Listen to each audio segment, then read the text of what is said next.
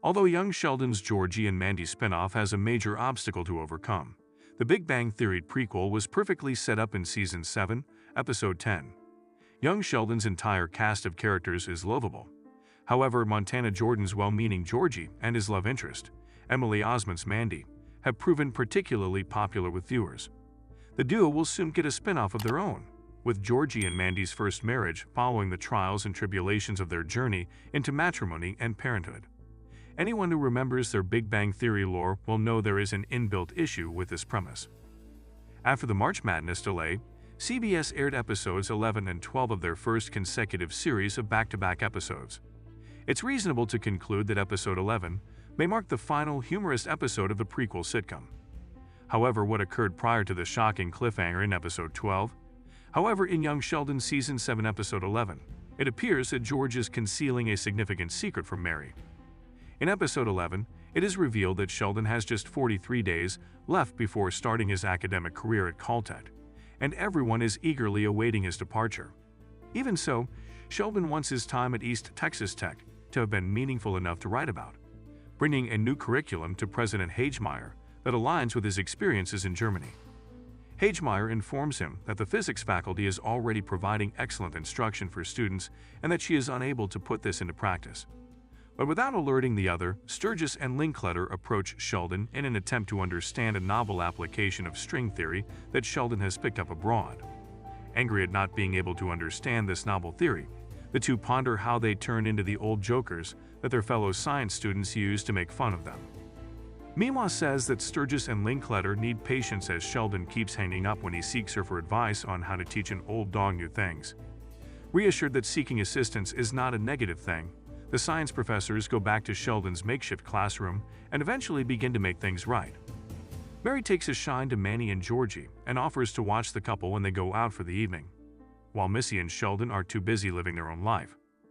While Missy assumes he must have fallen when she returns home and sees them there, Mary encourages George to spend time with his granddaughter by getting on the floor.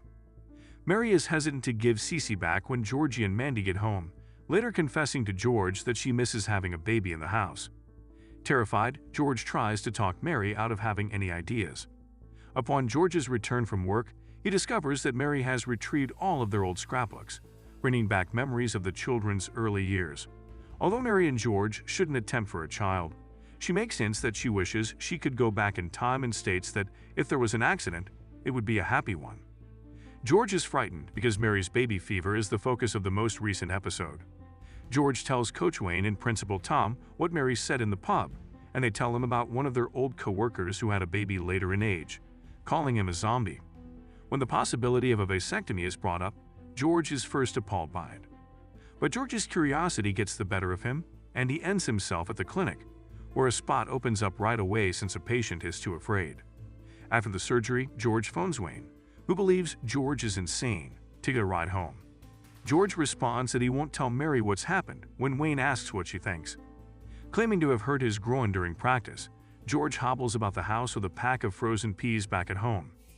Mary chuckles at her previous baby fever, claiming that she didn't know what she was thinking when she assumed they could rear another child after seeing George in pain. Young Sheldon Season 7 Episode 12 offers George a chance that could revolutionize his life, even if Sheldon's education is now undergoing the most upheaval.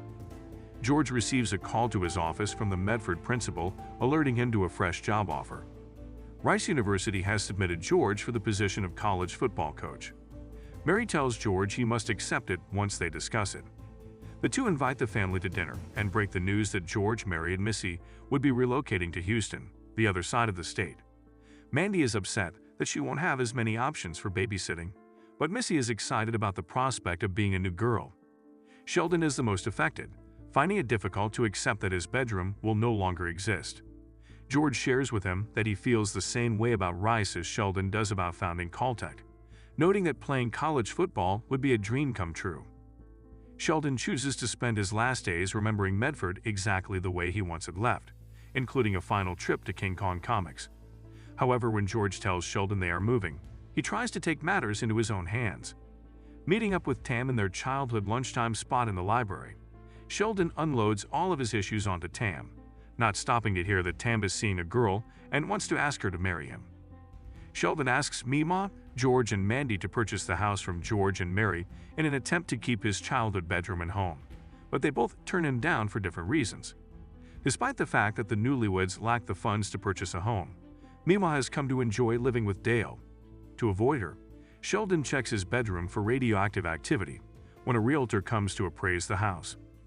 Young Sheldon Season 7 Episode 12 will feature a family photo shoot for the Cooper family before the kids part ways, with a directive to reunite at home at 4 p.m. wearing their matching costumes.